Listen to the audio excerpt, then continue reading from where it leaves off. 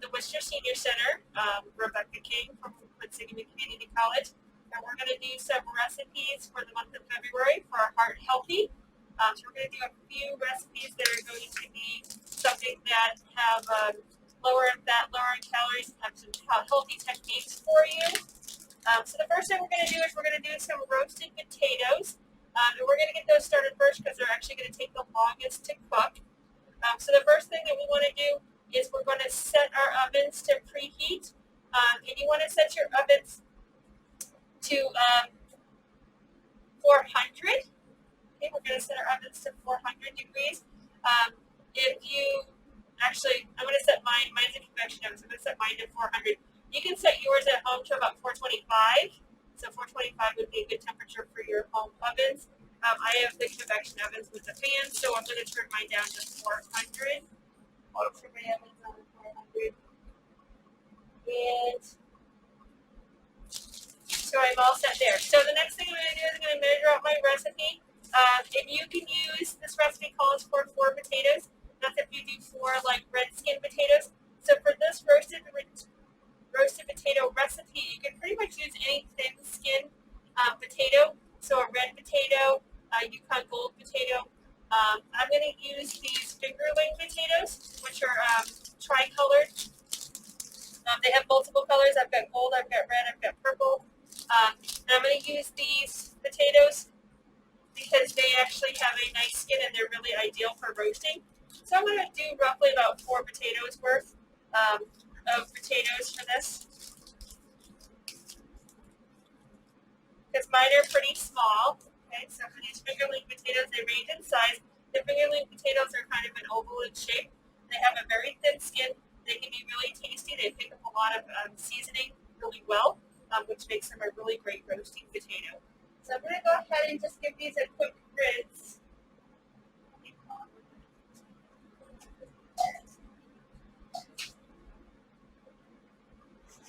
As when you do with any potatoes, you want to give them a little bit of a rinse, depending on the potatoes. The thin skin ones are not usually too bad, but you can even give them a little bit of a scrub if you want.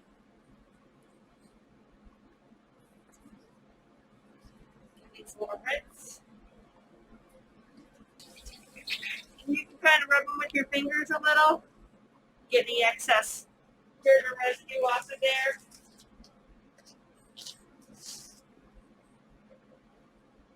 All right, so the next thing I'm going to want to do is I'm going to get my potatoes and I'm going to cut them up. So if you're doing a larger potato, you're going to want to just do some more cuts to it than I am. So for these smaller potatoes, you know, want them about bite size, but not too small that they're going to get too done or too overcooked in the oven or too tough.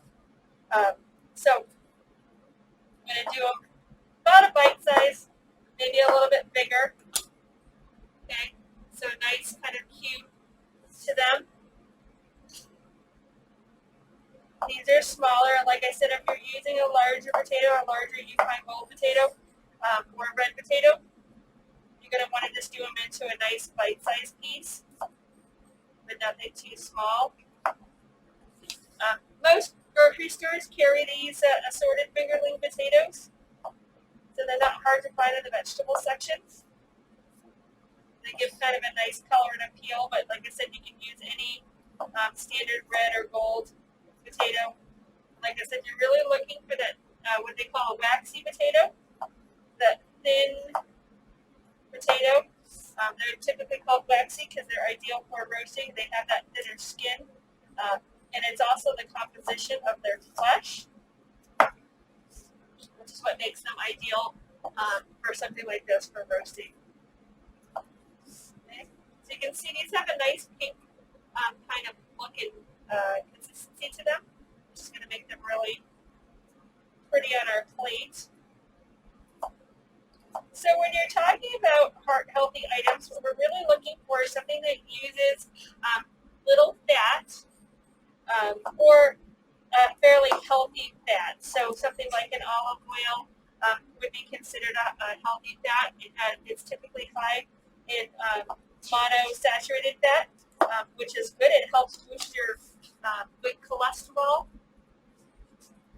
which is why it is a good oil to use. You could use an avocado oil, anything like that, a sunflower oil, safflower oil, anything like that would add a nice flavor to your roasted potatoes, as well as be a heart-healthy oil to use.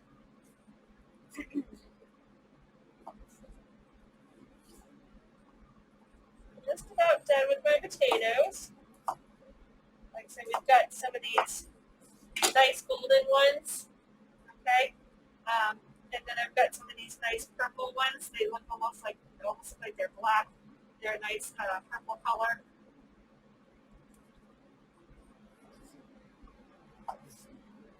Yeah, so the other thing with heart healthy, typically people that have cardiac issues or heart issues, sodium is something that we have to look at too. So that's what's nice about roasting. You can add a lot of flavor without adding a lot of fat or sodium to it. So that's where we're going to do the roasted potatoes today. It's going to be kind of the same thing when we do our main entree, which is going to be our maple glazed salmon. And our maple glazed salmon, same thing. We're infusing flavors with spices versus fats. And we're going to do a technique that is going to be flavorful, but yet again, a healthy technique as well. All right, we'll go ahead and get rid of this strainer.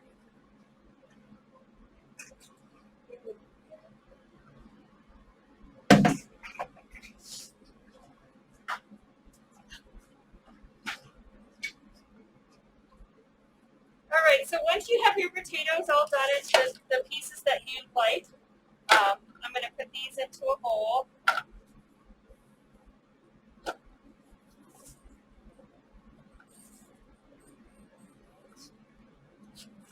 Okay, and then we're going to mix this with 3 tablespoons of olive oil.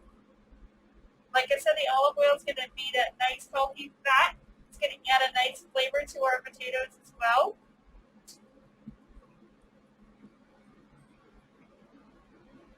So that's our 3 tablespoons of olive oil. And then the salt and pepper is pretty much just to taste. So whatever, if you're more of a pepper person, you can go a little bit heavier in the pepper. I'm just going to do probably 2 pinches of salt. Kosher salt or sea salt will work. Obviously, the kosher salt and sea salt is a little healthier than the regular iodized table salt, which is why it's commonly used.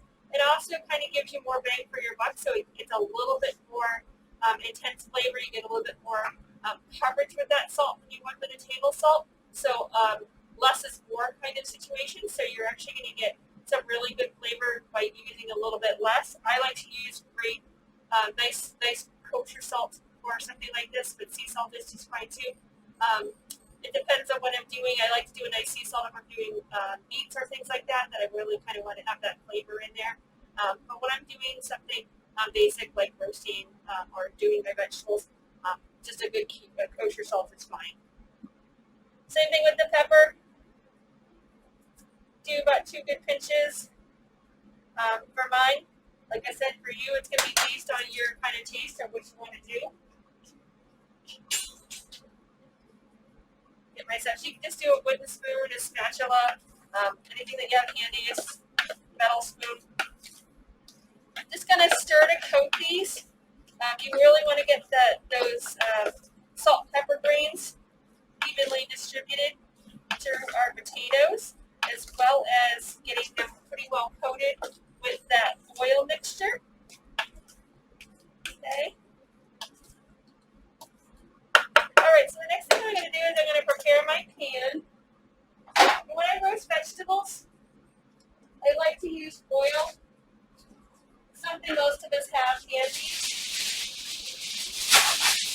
I also find, because when you roast, you're roasting at a high temperature and your vegetables really kind of caramelize onto the pan, which makes a really messy cleanup, and sometimes the veggies will stick to it, especially the potatoes, because of the starch in them. So I like to do some foil. You just kind of do a foil on a rectangle rectangular baking pan. It doesn't have to be metal, it can be glass, it can be metal. You just want something that doesn't have very high sides to it, something that's fairly shallow. You can use, I roasted stoneware at home. Sometimes, if I do it in stoneware, I don't typically do the foil in there. If I do stoneware, I can just usually put it right on there because it does have a kind of a natural non-sticky to it. Sometimes I do a little bit of hand spray or something on there. But definitely if I'm using metal or glass or something like that, I always coat it with my foil. But definitely something that's going to be good oven proof. Alright, so then I just take some hand spray, yet again, something that's fairly healthy fat, very little calories. And I'm just going to spray my foil down. And that's going to help with that non-stick as well. So the foil kind of helps with the vegetables to get them cooked and kind of caramelized. It makes it a fairly easy cleanup for you. So I'm just going to take these potatoes. We're going to just spread them out onto our pan. Doing a nice thin layer so these guys can get cooked fairly evenly. Okay, you can see we have nice colorful look to them because we're using those nice colored fingerling potatoes. So I'm going to go ahead and pop this in the oven. It says 45 minutes, but I've got a relatively small cut, so I'm going to actually downsize the temperature in this. And I think for our recipes at home, I think I'll modify if you're using a smaller new potato, that you're going to do a little less time. So I'm going to do these for about 20 minutes. And then I'm going to give them a stir. I'm going to check them to see how well they're done. And then we'll see how much longer we need to cook them for. I think these are going to cook fairly fast. Only 20 minutes. Okay, so once your potatoes are in the oven or while your potatoes are cooking, then we can start working on our maple salmon recipe. So one of the reasons why I like this maple salmon recipe, it is a heart-healthy recipe, but it does have a really good flavor to it. We do this quite a lot, and it's really popular when we do it. It's quick, it's easy, it's great to be able to do in just 1 or 2 portions, which is even better. What's really nice about it too is the spice rack. Typically makes a little bit more than what you might need, but it's great to have it on hand. So like if you do the recipe again, it's a really fast and easy recipe. So when you do this, you measure out the ingredients. Just put the excess spices in a Ziploc bag, and they can last for like 6 months to a year in your cabinet with no problem. Okay, so I'm going to start measuring this out. So the first thing I'm going to do is I'm going to do paprika. Okay, you can use regular paprika if you have smoked paprika or Hungarian paprika. Any paprika will do. It's going to be based on your taste. So either of those are fine. I'm just going to use traditional paprika. Sometimes we like to mix it up, but we'll do smoked paprika for this. So whatever you have is good in your flavor palette. It's just going to lend a slightly different flavor to your rub if you use something other than regular paprika. But it's fine. So I've got my 2 teaspoons of paprika here. 2 teaspoons of paprika. Next thing I'm going to do is my chili powder. Just a basic light chili powder is fine.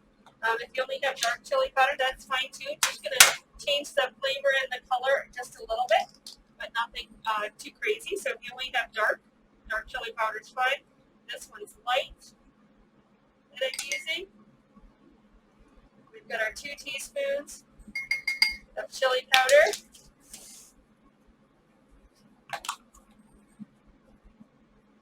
Alright, and the next one I'm going to use is cumin. Cumin's a really nice kind of smoky spice. It's one of the favorites that I have. I like to use cumin a lot. I really like the smell and the flavor that cumin gives to something. It's got a great flavor. Okay, so we're doing a half a teaspoon on that cumin. And you want ground cumin for this one. Alright, so the next thing we're going to do is we're going to do just a little bit of brown sugar. Just enough to add that little bit of sweetness to it without adding a lot of sugar.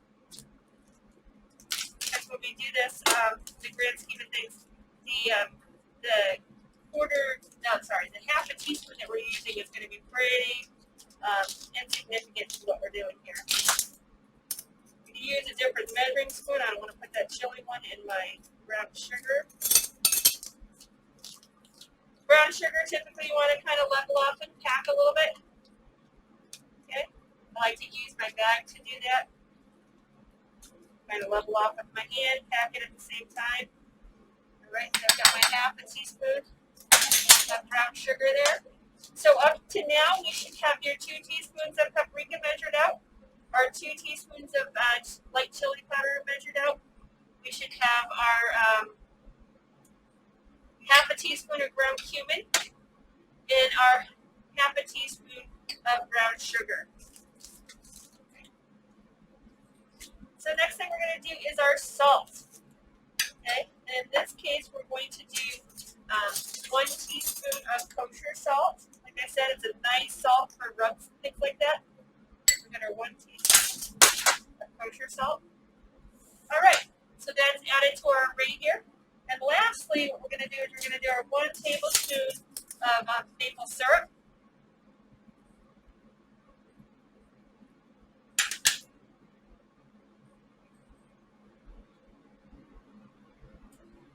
And don't worry, the fish just kind of gets finished off with the maple syrup.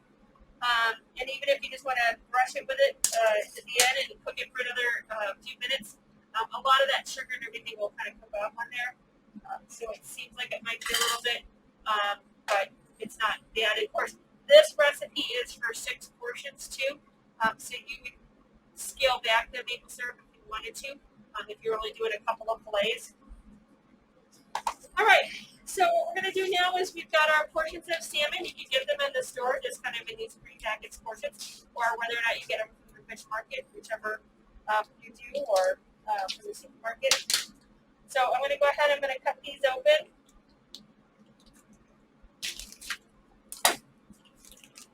All right. Because I'm going to do these with a rub, I like to pat them down a little bit beforehand. So I'm just going to get a few paper towels, and then we will pat these down a little dry so we can get a rub on there. We're just going to get a better adhere to our seasoning mix by doing that.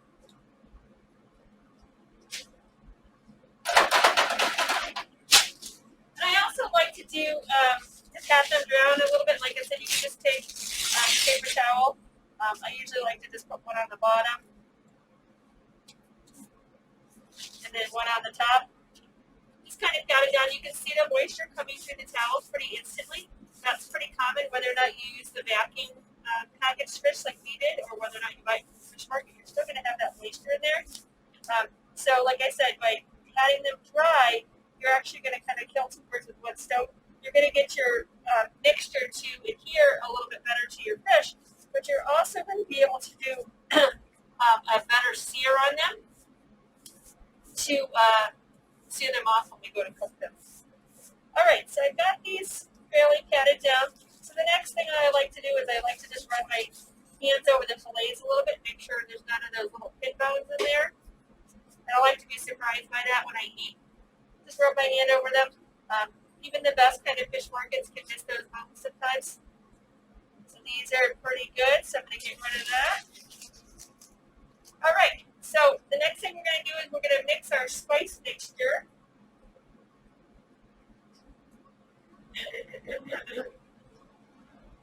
Okay. So we're going to combine the first 4 ingredients. That's going to be our chili powder and our paprika. So 2 ingredients. 3 is our cumin. And 4 is our brown sugar.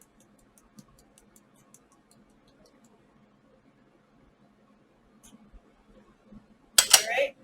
And then we're going to give these a mix. Want to make sure that's mixed up pretty good, that we've got all our spices pretty thoroughly mixed, especially that brown sugar that gets broken up. Want to use a clean utensil to do that. Just a spoon or a fork, whatever works for you. Get that rub all set.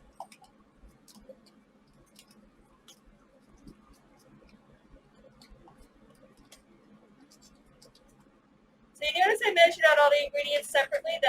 easy way to do it to make sure that you're measuring things out according to the recipes. And if we have any mistakes or we measure out the wrong ingredient or the wrong amount, we can fix it before they're all mixed. And then sometimes the ingredients are not all mixed together. So in this case, the salt's not mixed in. So we get a chance to kind of read through the recipe and know when things get added. It's another good thing about separating out your ingredients. All right, so now this is where the salt comes into play. So you can add salt, or you can not add salt, or you can add a little bit of salt, or you can add a lot of salt, depending on your preferences. So now you can just sprinkle your fillets with the salt mixture.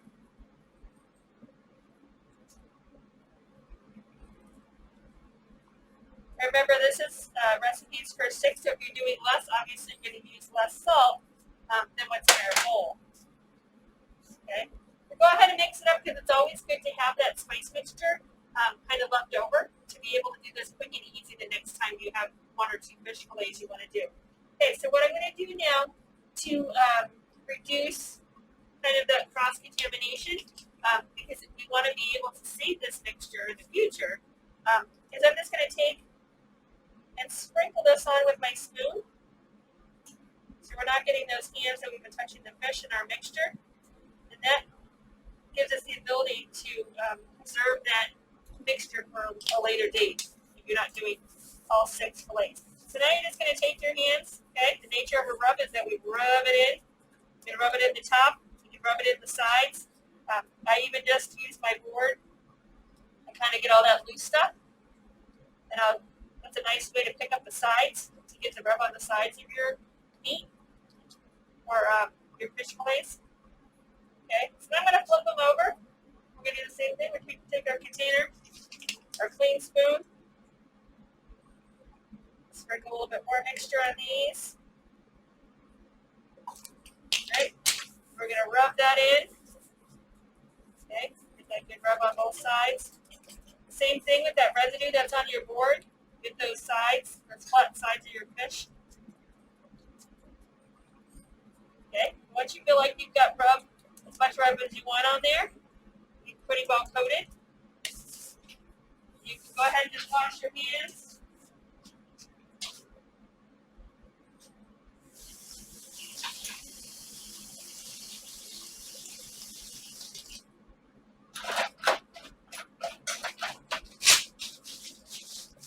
All right, so what I'm going to do now is the recipe does talk about doing this on the grill.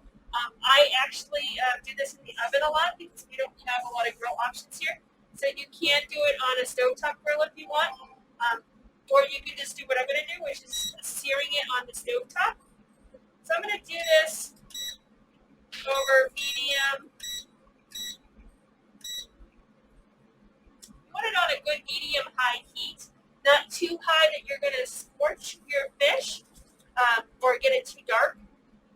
Just that you get a nice sear. So medium heat, which is about a 4 or 5 on your stovetop dials. Okay, it's going to get you a medium heat. So the thing about searing is you want to have a nice, good, hot pan. Not to the point of smoking, but a good, hot pan. So once your pan feels like it's getting hot, okay, mine's going to heat up fairly quickly because I'm using an induction burner. Once you kind of feel it, you put your hand there, and you can really start to feel the heat off that pan. Then we're going to put some oil in that pan. You don't want to put the oil in too early, that it's just going to kind of sit there.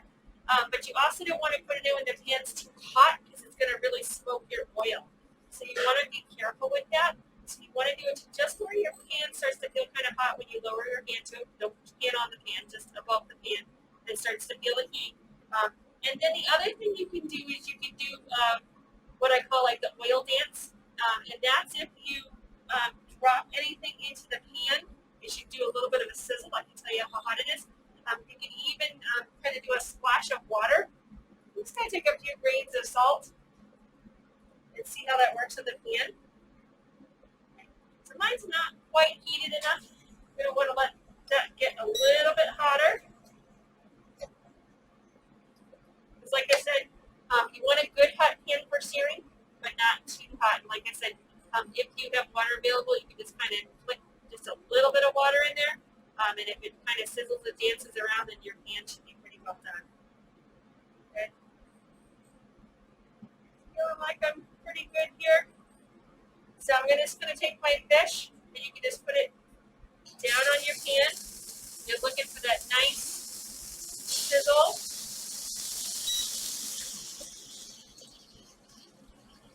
I'm just going to kind of coat my oil in the pan. I have a pan that's pushing my oil all out to the sides, just to make sure my fish isn't sticking.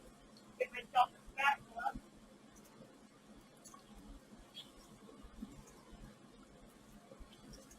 I'm going to kind of do that periodically just to make sure my fish isn't sticking, because the fish is pretty delicate. So you want to make sure that you're not getting it stuck on your pan. Okay. You don't necessarily have to use oil for this. If you really want to be conscious and you even don't want to use olive oil, you could do a nice pan spray. That would help keep with a nonstick pan. You can do a nice pan spray with a nonstick pan. I mean that copper nonstick pan. And that should keep your fish. You should be able to still get a nice sear on it and keep your fish from sticking. And cut down on the calories and the fat as well. So if you don't want to go so far as to use the extra fat of the olive oil, just some nice ham or cooking spray is going to be fine. Okay. So we want to do this to where it has a nice dark sear to it. Okay. Just about there. You can just do it by taking a peek at it.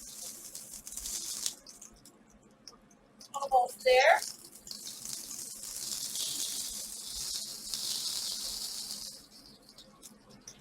So it's going to be probably about 2 to 3 minutes on each side if you have a good hot pan for that sear. So we're really, when you sear something, you're really looking to seal in the flavor and the juices, which is going to keep the fish flavorful and moist. All right. So in this situation, like I said, when we don't have the grill, we're not going to be able to kind of cook it the whole time on the grill. Okay. So what I've got going on here, now that I've turned it over, you can see a little bit on there where we have that nice dark kind of color that's happening. That's a combination of the rub and our sear. So I'm going to give that 2 to 3 minutes on my other side. And then what I'm going to do is I'm going to finish these off in the oven. So if you have an oven-proof skillet, the one that's got a metal handle and it's fully metal construction, you can pop that in the oven just like that. Just making sure you're using a pot holder to take it off the stove and put it in the oven, and when you remove it, or you can transfer the fish fillets to an oven-proof pan or container, either one, and then we're going to finish it off in the oven. So that way we're not getting too much of a dark sear to it. So we're just searing in those flavors, and then we're going to finish it off in the oven. Yet again, if you have a char grill at home, or if you have a barbecue grill and you want to do it that way, you can do it that way. I actually find it comes out just as nice with the pan sear and the oven finish. It's a little bit less work for you. Okay, so I've got a nice good sear on this side as well. I'm going to flip them over. This is my finished side. So I want to do it that way to put it in the oven. So the finished side, even if you have fillets that are skinned, your salmon typically has a dark strip down it to where it's adhered to the skin. And that is the skin side. So typically your presentation is skin side down. And so I like to have my presentation side up when I'm going to put these in the oven, so then it has a nice look to it. I'm going to get a pot holder. Remove these off. Okay, I've got an oven. You can do 325, 350 oven. I'm going to do 325 because I have the convection oven, but you can do 350. We're going to do it for about 10 minutes, and then we're going to check it to see if it's done.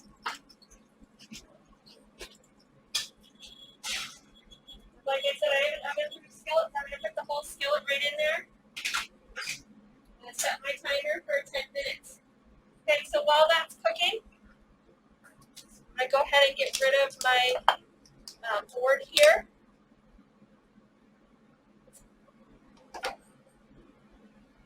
And then we're going to move on to asparagus.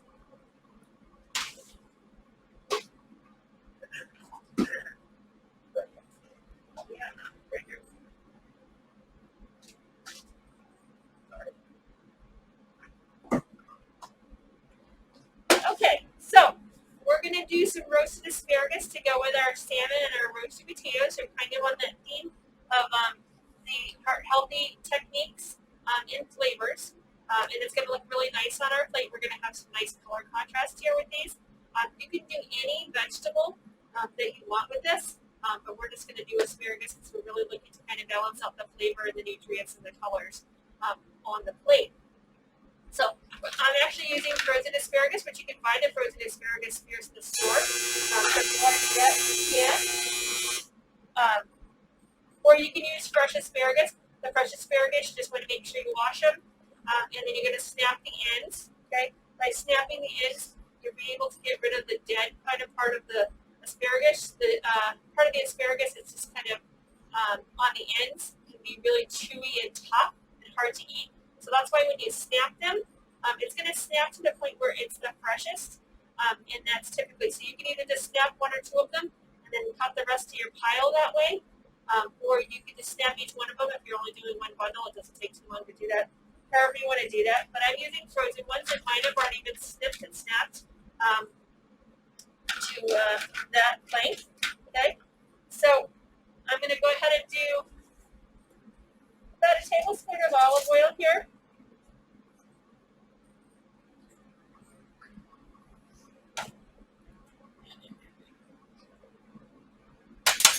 And then I'm going to do just a good pinch of salt. And you can do this for pretty much any vegetable that you want to roast, whether you want to do carrots, you want to do asparagus. You can do sweet potatoes, you can do butternut squash. They're all pretty much olive oil and a little bit of salt and pepper.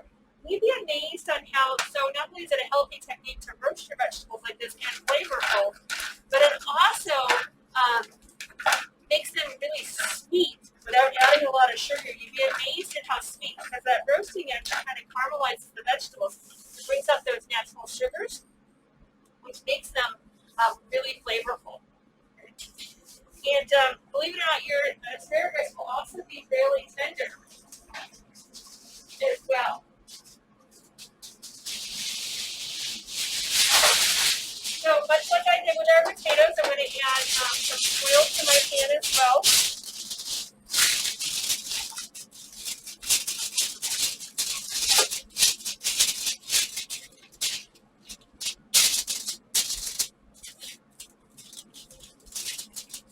Okay.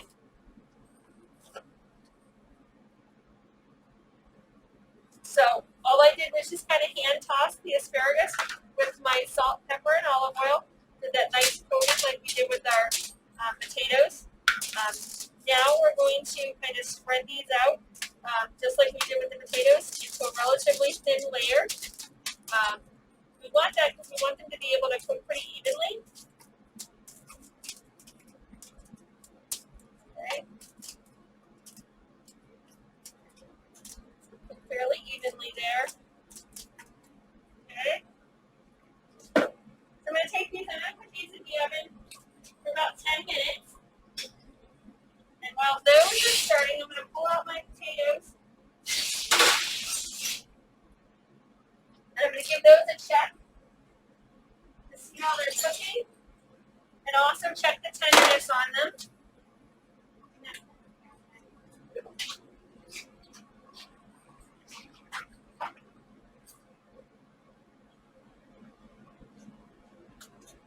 All right. So the first thing I'm going to do is I'm going to kind of toss these.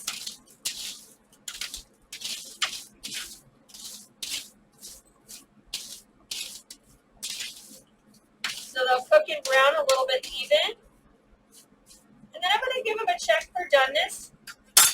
A good way to do that is a nice, good, sharp knife. You want to find a fairly good-sized piece with this representative of one of the larger pieces. We're going to stick our knife in. If the potato kind of falls off the knife right away, it's usually done. You can check how tender they are by how easily the knife goes in as well. So these are just about there. They're feeling fairly tender. I'm not getting a lot of resistance with the knife. They're not quite coming off the knife. I'm going to put these in. So probably that remainder of my asparagus time, and I think those potatoes are going to be done. Let's set my timer for the 10 minutes. And I've got about 4 minutes left on my salmon before I give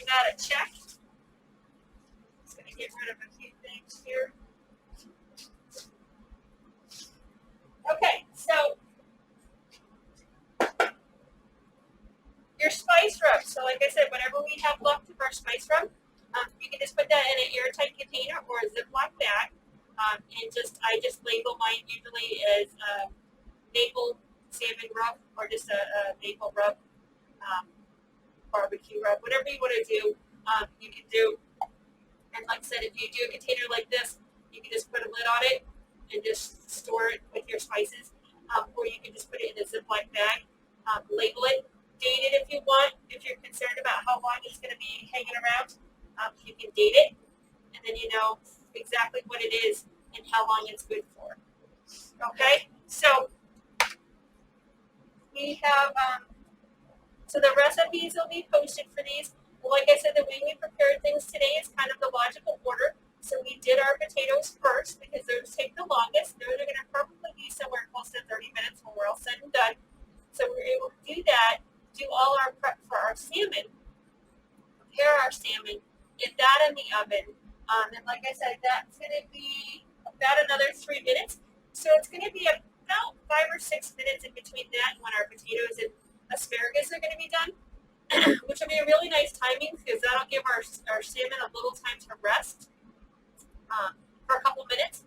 And we'll be able to finish it off with that maple glaze and all that for our recipe. And then we'll be able to take our potatoes out and our asparagus out and be able to plate those pretty much right away.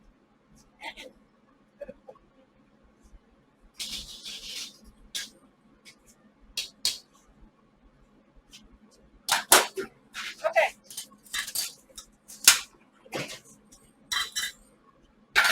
So I'm just going to get things kind of ready to plate. So we have those things ready to plate so we can see our final plate production. We've got our maple syrup. They get us a brush. Any type of pastry brush will fine. This is a silicone one. You can use a silicone, you can use nylon bristles, whatever you have for a pastry brush on hand will work.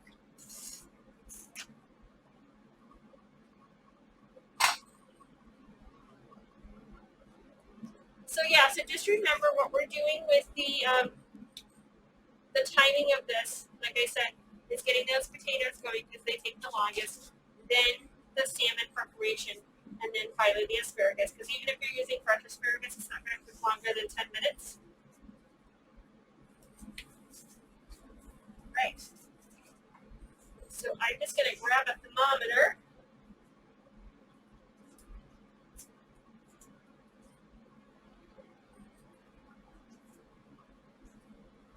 I'm going to show you 2 ways that you can check the fish when it gets done.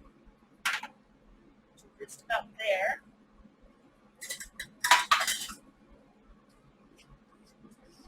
So salmon itself is really heart healthy as well. So not only is this preparation a heart healthy preparation, but salmon is actually really good for you because it's loaded with kind of those omega-3s, which is good for your cholesterol and your heart health as well. It's also really good for your brain health. So which makes salmon an ideal kind of fish choice for people. So it's really good in those healthy fats as well as providing with those omega-3s, which is really good for your heart and your brain health as well. So pretty much my timer's going to be going off any second now. We're going to give that salmon a check. I'm going to check it 2 ways. I'm going to check it with a thermometer first to make sure it's at a safe internal temperature for fish. And then I'm going to check it for doneness, which is kind of flaky. So what I can do is I can just take my little knife here, or you can use a fork, whichever you want to do. We're just going to kind of do a quick little pull, pass up the blade, and we'll see how this fish plates. All right. So, top it right up. So I'm going to take my thermometer here. I'm going to put it right into typically my biggest fillet and my thickest one. And if you come at it at a little bit of an angle, it's going to give you a much better reading. I'm jumping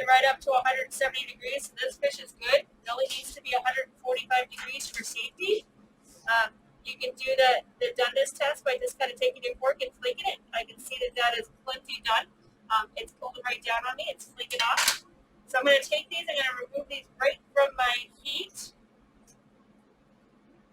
I'm going to set it up on my plate.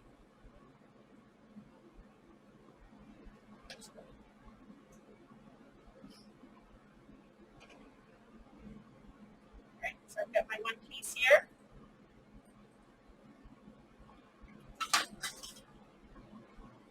And now I can just take it and I can do my finish.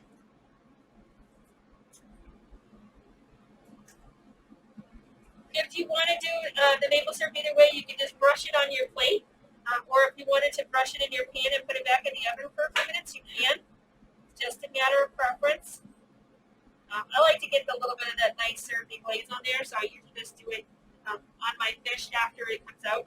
And you can see I still have quite a bit of maple left, so it won't need a lot.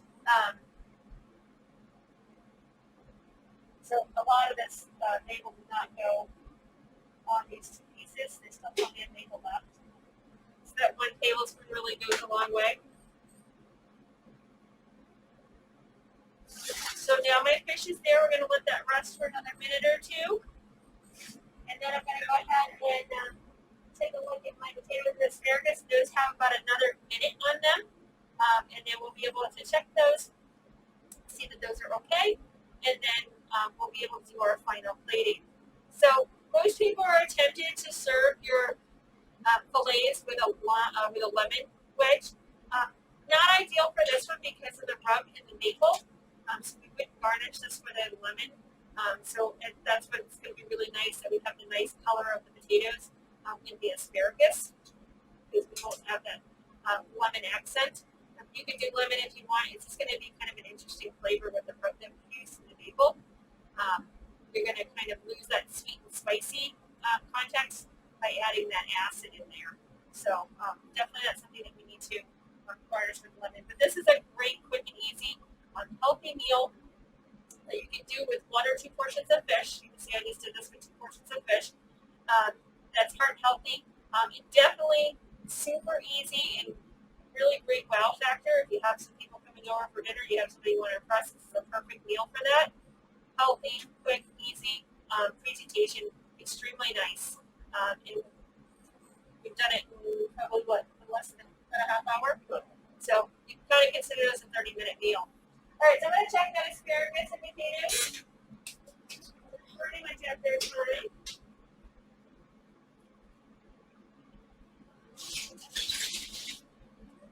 All right.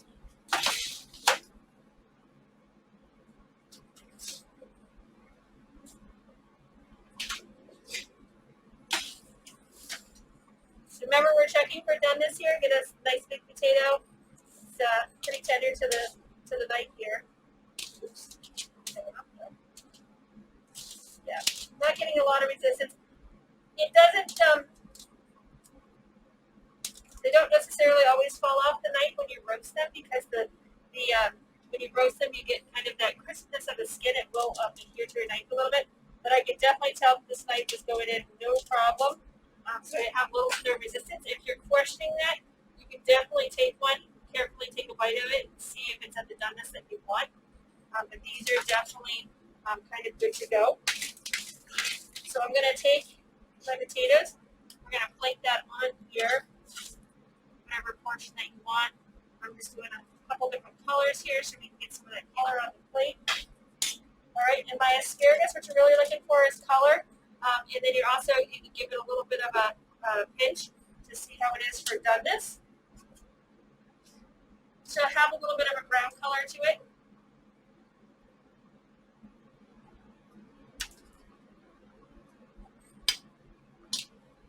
All right, place those on your plate.